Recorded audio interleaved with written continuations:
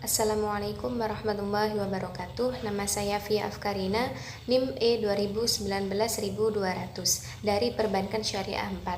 Saya dari kelompok 11 akan memberikan penjelasan mengenai bab menghadapi persaingan, bagian strategi kompetitif lain. Strategi kompetitif lain meliputi strategi penantang pasar. Yang pertama, mendefinisikan tujuan strategi dan lawan. Meliputi penantang dapat menyerang pemimpin pasar.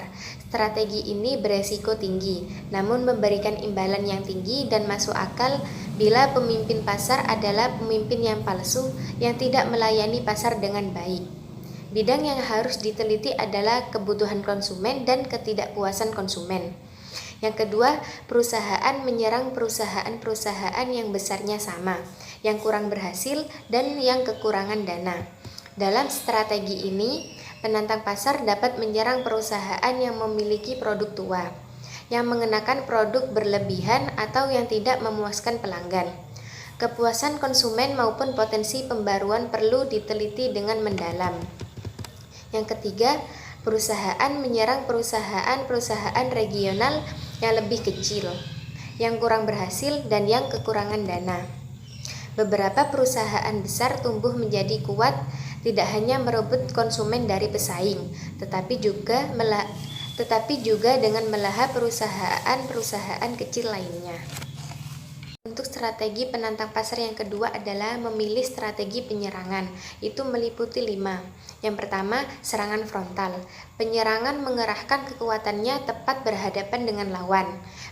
Penyerang lebih menyerang kekuatan lawan daripada menyerang kelemahan lawan. Bagaimana hasilnya tergantung siapa yang memiliki kekuatan dan daya tahan yang lebih besar. Biasanya penyerang menandingi produk, iklan, harga, dan lain-lainnya dari lawan. Yang kedua, serangan sisi atau melambung. Daerah yang diperkirakan akan diserang selalu memiliki pasukan yang terkuat. Jadi perusahaan penyerang harus memiliki akal untuk mengetahui kelemahan perusahaan lawan. Ada 2 strategi serangan yang dapat diterapkan, yaitu serangan geografis ditujukan pada daerah-daerah pemasaran yang tidak tertangani dengan baik oleh pesaing. Serangan segmen menutup segmen pasar yang belum terpenuhi oleh market leader. Jadi dasar dari strategi ini adalah menemukan kebutuhan konsumen dan memenuhinya. Yang ketiga, serangan mengepung. Perusahaan penyerang berusaha menembus daerah pemasaran lawan. Strategi ini dijalankan dengan serangan besar-besaran terhadap berbagai front, sehingga lawan harus melindungi bagian depan, samping, dan belakang pada saat yang bersamaan. Perusahaan penantang dapat memasarkan apa saja yang ditawarkan oleh pesaing dan melebihi apa yang dimiliki pesaing, sehingga tawaran perusahaan penantang tidak mungkin ditolak konsumen, tetapi pihak penyerang harus memiliki sumber daya yang lebih dibanding yang dipunyai lawan. Yang keempat, serangan lintas. Strategi menyerang secara tidak langsung serta menjauhkan diri dari setiap gerakan yang mengarah ke daerah pemasaran pesaing. Serangan dilakukan dengan cara melintasi pesaing dan menyerang pasar yang lebih lemah, agar basis sumber daya dapat diperluas. Ada 3 pendekatan diversifikasi atau pembedaan, yaitu produk-produk yang tidak berkaitan, pasar geografis yang baru bagi produk yang ada, dan meloncat ke teknologi baru untuk menggantikan produk yang ada saat ini. Yang kelima, serangan gerilya, khusus bagi perusahaan-perusahaan kecil, terutama yang kekurangan modal untuk menyerang pasar. Serangan ini dilancarkan dengan serangan-serangan kecil yang terputus-putus pada berbagai wilayah lawan. Perusahaan juga dapat menyerang secara beruntun dengan promosi yang pendek dan potongan harga pada beberapa tempat secara sembarang dan wilayah pasar yang dikuasai perusahaan yang lebih besar. Tindakan ini diperhitungkan untuk secara perlahan-lahan melemahkan kekuasaan lawan atau atas pasar, di mana tujuannya adalah untuk mengganggu dan mengacau lawan dan akhirnya memperoleh tempat berpijak yang tepat. Untuk strategi penantang pasar yang ketiga adalah memilih strategi serangan yang spesifik. Yang pertama, produk berharga murah atau produk diskon. Yang kedua, produk dan jasa baru atau yang diperbarui. Yang ketiga, ragam penawaran yang lebih luas. Yang keempat, strategi distribusi inovatif. Untuk selanjutnya yaitu strategi pengikut pasar atau market follower.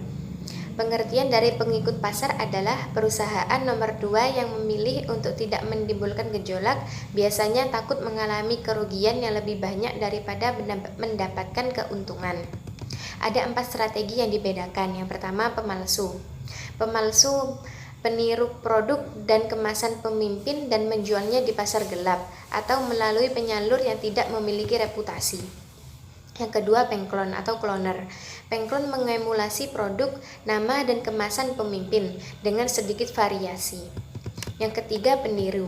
Peniru meniru beberapa hal dari pemimpin tetapi mempertahankan diferensiasi berdasarkan kemasan, iklan, harga, atau lokasi. Pemimpin tidak keberatan atas peniru sejauh peniru tidak menyerang pemimpin secara agresif. Yang keempat, pengadopsi. Pengadopsi mengambil produk pemimpin dan mengadaptasinya atau memperbaikinya. Untuk selanjutnya yaitu strategi penceruk pasar atau market niche. Pengertian dari penceruk pasar adalah perusahaan yang mengkhususkan diri melayani sebagian pasar yang diabaikan perusahaan besar dan menghindari bentrok dengan perusahaan besar atau pangsa pasarnya 10%. Untuk selanjutnya yaitu menyeimbangkan orientasi pelanggan dan pesaing. Yang pertama, perusahaan yang berpusat pada pesaing. Jenis perencanaan ini mempunyai beberapa kelebihan dan kekurangan. Pada sisi positif, perusahaan mengembangkan orientasi petarung. Perusahaan melatih pemasarnya agar selalu waspada, mengamati kelemahan pesaingnya dan posisinya sendiri. Di sisi negatif, perusahaan terlalu reaktif. Yang kedua, perusahaan yang berpusat pada pelanggan. Perusahaan yang berpusat pada pelanggan lebih memfokuskan diri pada pengembangan pelanggan dalam memformulasikan strateginya. Diferensiasi saluran perusahaan dapat merancang cakupan, keahlian, dan kinerja saluran distribusi mereka secara lebih efektif dan efisien. Diferensiasi citra atau image perusahaan dapat mengukir citra yang kuat dan menarik. Demikian sedikit penjelasan dari saya mengenai strategi kompetitif lain. Atas perhatiannya terima kasih. Wassalamualaikum warahmatullahi wabarakatuh.